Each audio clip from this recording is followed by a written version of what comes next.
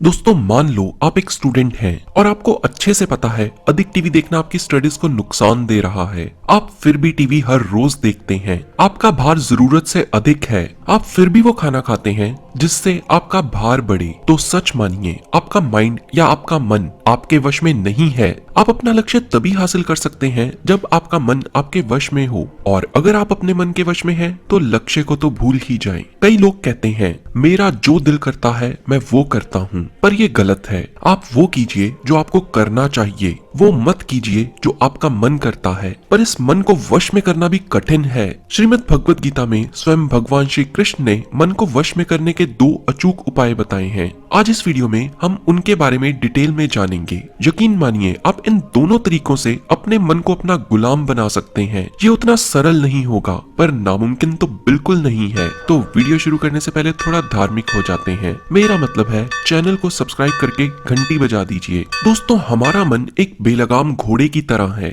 इस पर आपको एक किस्सा सुनाता हूँ। एक बार एक ठग बाबा था। ये बाबा बड़ी बड़ी फेंकता था। इस ठग बाबा ने एक बहुत ही अच्छा धंधा चलाया हुआ था। वो बड़ी बड़ी बातें करके लोगों को एक तेल बेचा करता था। अब जितने भी लोगों के सिर पे बाल नहीं होते थे वो इसकी बातों में आ जाते थे। ये बाबा तेल बेचते समय सिर्फ एक ही बात कहता, इस तेल को एक बार लगाने से ही बाल आ जाएंगे और ये बाल ऊपरी शक्तियां तुम्हारे सिर पर लेके आएंगी। लेकिन ध्यान एक बात का रहे, जब तेल को लगाओ तो भगवान को याद नहीं करना है। और अगर तेल लगाते समय तुम्हारे मन में परमात्मा का चित्र आ जाता है तो तुम्हें दोबारा आकर फिर से ये तेल लेना पड़ेगा। और यकीन मानिए जी, कोई नास्तिक व्यक्ति भी तेल लेकर जाता, वो जब तेल लगाने बैठता तभी उसे परमात्मा याद आ जाते और लोग हर रोज इस झूठे बाबा से तेल लेने आते। असल में हमारा माइंड या मन कुछ इसी तरह काम करता है। आप अपने मन को समझाइए ये मत करना, उसका ध्यान वहीं चला जाएगा। जैसे ही आप अपने मन को इंस्ट्रक्शंस दोगे, आप मोटे हो रहे हो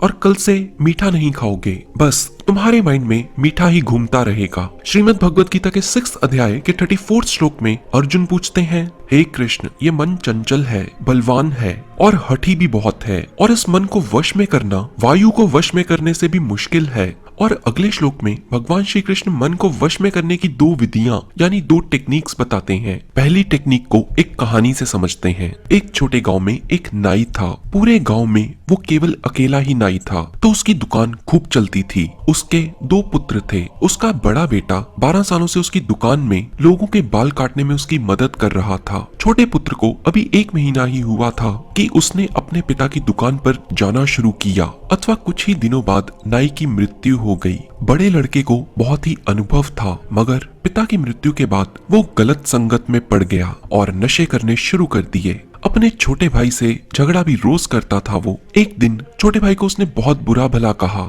फिर सभी गांव वालों ने मिलकर पंचायत बुलाई, जिसमें ये फैसला लिया गया कि दुकान के 2 हिस्से कर दिए जाएंगे और दोनों लड़के एक एक दुकान को संभाल लेंगे। दोनों भाई इस बात को मान गए। बड़े भाई को तो अनुभव था, उसकी दुकान खूब चलती थी, पर छोटा करता भी तो क्या करता। 1 महीने के अनुभव से बाल उतने अच्छे काट ही नहीं पाता था वो। नतीजा ये हुआ, छोटे भाई के पास कोई जाता ही नहीं था। बड़े का तो काम चलता ही था, तो उसके पास काफी पैसे आ गए। अब वो पैसों को नशे में उड़ाने लगा। पहले केवल रात को नशा करता था, अब सुबह भी करने लगा। उधर जो छोटा भाई था, उसके पास लोगों ने मजबूरन जाना शुरू कर दिया, पर अभ्यास ना होने के कारण शुरू में वो बाल ठीक से काट ही नहीं पाता था। पर अब उसकी दुकान चल पड़ी और लोगों के बाल काट काट कर उसका अभ्यास हो गया। अब उसके दिमाग ने बाल काटना सीख लिया और उधर नशों के निरंतर अभ्यास ने बड़े भाई को बर्बाद कर दिया। और श्री कृष्ण ने भी मन पर कंट्रोल करने के लिए अभ्यास एक रास्ता बताया है, जिसका सीधा सा अर्थ है,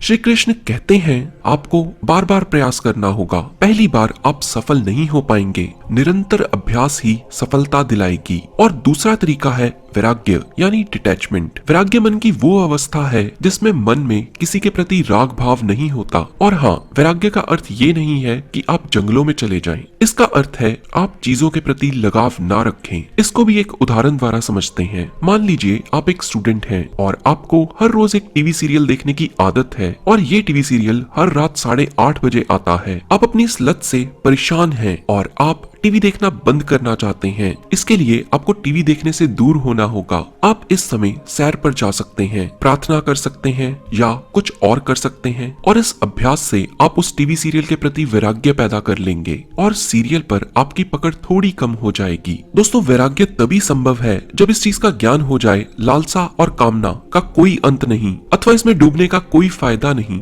ऐसी ही सोच रखकर आप चीजों से या अपनी कुछ बुरी आदतों से किनारा कर सकते हैं और अपने मन को काबू कर सकते हैं।